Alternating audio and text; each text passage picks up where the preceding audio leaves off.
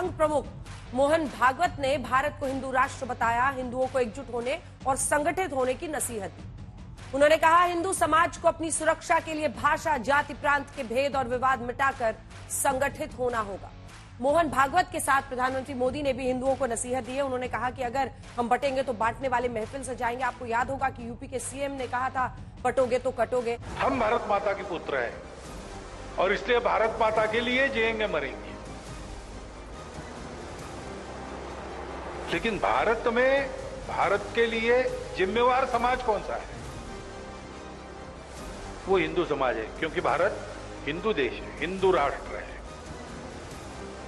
परंपरा से, प्राचीन समय से यहां पर हिंदू लोग रहते आए।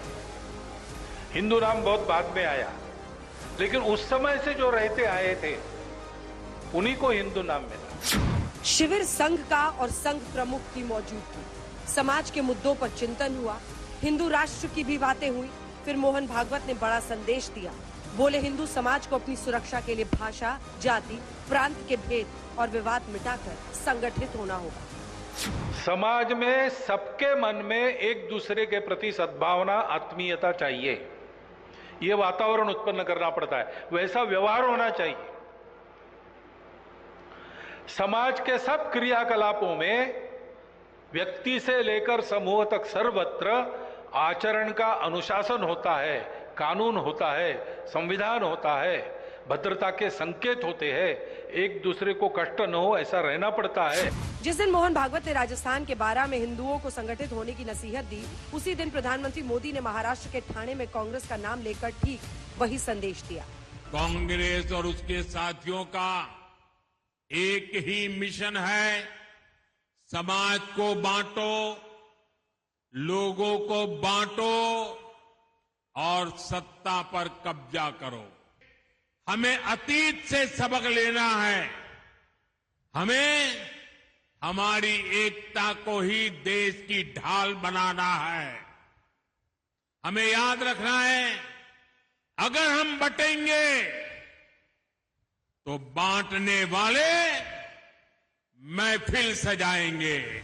वैसे हिंदुओं को एकजुट और संगठित होने की नसीहत की शुरुआत की थी यूपी के सीएम योगी आदित्यनाथ ने। वो तारीख थी 26 अगस्त। राष्ट्र से बढ़कर के कुछ नहीं हो सकता, कुछ नहीं हो सकता। और राष्ट्र तब सशक्त होगा जब हम एक रहेंगे, नेक रहेंगे, तभी नेक रहेंगे। बटेंगे तो कटेंगे।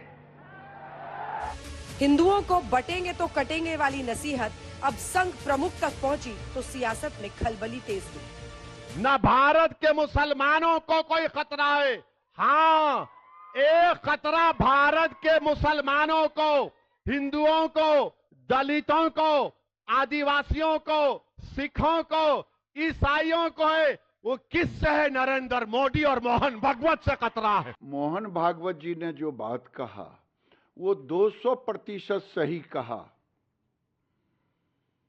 कि हिंदुओं को अब समय आ गया है एकजुट होने का, क्योंकि ये ओवैसी जैसे जितने लोग हैं वो कोई कहते हैं 800 साल का मेरा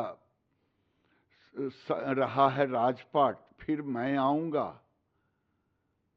ओवैसी इस पर क्यों नहीं बोलते? सवाल ये कि हिंदुओं को एकजुट होने की नसीहत क्यों दी जा रही है? क्या लोकसभा चुनाव के नतीजों के बाद बीजेपी को लग रहा है कि जाति जनगणना का नाम लेकर विपक्ष अपनी रणनीति में कामयाब हो रहा है? कि मोदी सरकार तो बीजेपी की सरकार है, स्वयंभू ठेकेदार तो हिंदुओं के यही हैं। फिर अगर हिंदू खतरे में आ गए, 10 साल से इनकी सरकार है, तो ये रिपोर्ट कार्ड दरअसल इनडायरेक्टली मोदी सरकार के खिलाफ मोहन भागवत दे रहे हैं। आरएसएस और भारतीय जनता पार्टी जनता के मुख्य मुद्दों से ध्यान बांटने के लिए ऐसी बातें करती है। अगर समाज के पिछड़े और दलित लोगों को उनका हक, अधिकार, न्याय और सम्मान नहीं मिलेगा तो उनके लिए हम लोग संघर्ष करेंगे। महाराष्ट्र में विधानसभा चुनाव है, साथ ही यूपी की 10 सीटों पर उपचुनाव। महाराष्ट्र से लेकर यूपी तक बीजेपी की चुनौतियां बड़ी है और उन्हें पार पाने में बीजेपी को कामयाबी शायद तभी मिलेगी जब हिंदू एकजुट होंगे। आज तक ब्यूरो।